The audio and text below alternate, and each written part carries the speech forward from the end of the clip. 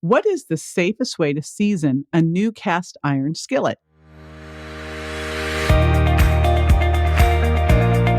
This is JJ Virgin, four-time New York Times bestselling author, celebrity nutrition expert, and fitness Hall of Famer. I've been on a lifelong quest for answers to the toughest health questions. And now I'm sharing what I found with you. Welcome to Ask the Health Expert. Bob Warburton from Instagram asks, what's the safest way to season a new cast iron skillet? I've seen recommendations to use flaxseed oil, but I've read it's not a good idea to heat the oil. Hey, it's JJ, and I've got my pal, health coach, and healthy chef Maru here to answer this question. Maru was born in Mexico City and came to the U.S. to go to Harvard, not just underground, but B school too. A few of her many business ventures included co-founding two banks in San Diego, and then she made this big career change when she realized she needed to turn her health around and started competing in triathlons and learned to cook at age 40. Now she's known as the Healthy Mexican Food Chef, and her healthy Mexican food recipes are so delicious that you will literally feel like you're cheating. One of my favorites is her guacamole ice cream. Yes, seriously, it's a thing and you want it. Trust me. We'll be right back to answer this question. Stay with me.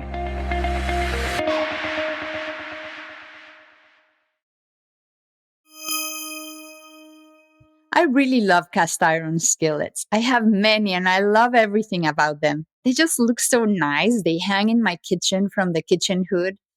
And I just use it every day. I cook with them. I serve things on them. I use them to go from stove to oven. Very convenient. Plus, once you season them, they will work similar to nonstick pans, but without those nasty toxic chemicals. This is one of my favorite parts. Another thing is they're very easy to clean and maintain, which for me is a biggie.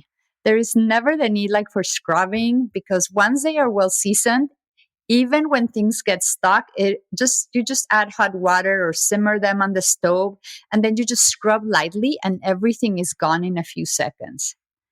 They also work great for roasting and cooking anything. They are my favorite, definitely go-to pan whenever I'm cooking. And of course, when they're taken care of, they will last you for a long time.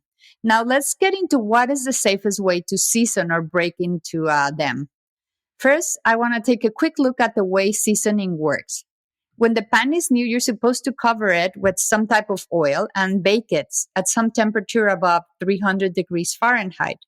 When you do this, polymers, which are bundled molecules, form, and these polymers bond to the iron in the cast iron pan and give it a glaze.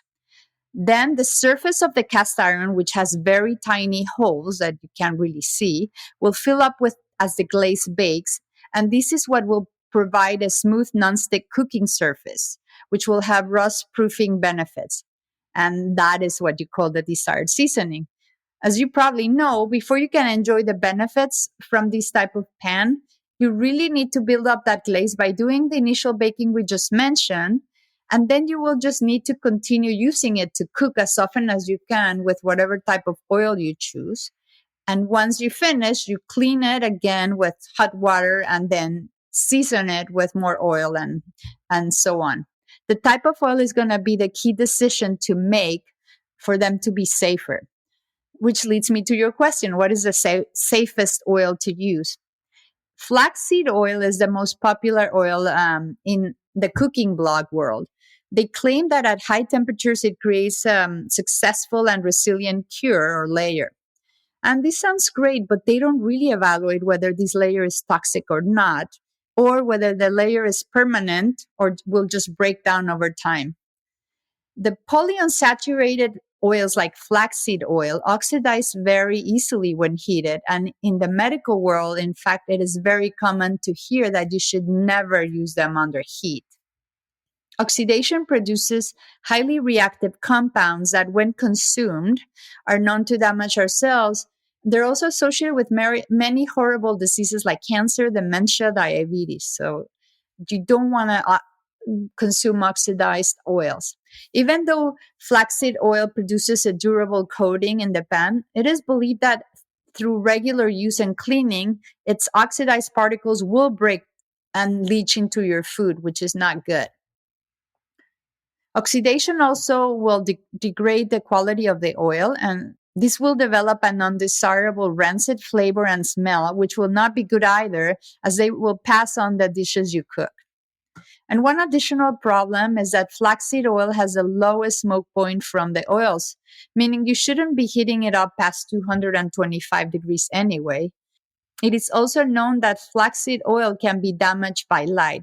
So you would have to store your pans in a dark place, and you wouldn't be able to do the initial baking at the recommended temperature of 350 or above. What this all means is that flaxseed oil will not withstand the initial baking or the ongoing seasoning needed. In addition to what I just discussed, some of the most known manufacturers of cast iron pans like Lodge, they recommend a wide variety of oils that you can choose from to season, except the few, very few. And one of the few ones they say that should not be used is flaxseed oil, probably for some of the reasons we just mentioned. So that leaves us with the question, well, what do we use? I say that from the oils that cast iron pan manufacturers recommend because they work, the ones that I prefer are first, avocado oil, which is the one with the highest smoke point and highest tolerance for heat. With avocado oil, you wouldn't have to worry about the high temperatures, and it can withstand up to 520 degrees Fahrenheit. Second favorite would be extra virgin olive oil, but as long as you bake it below its smoke point of 375 Fahrenheit. And I say last, coconut oil, which would be an option, but it's my least favorite option. It is just harder to put on, and it has a lower smoke point. I just really haven't tried it, but that's supposed another option among the healthiest oils.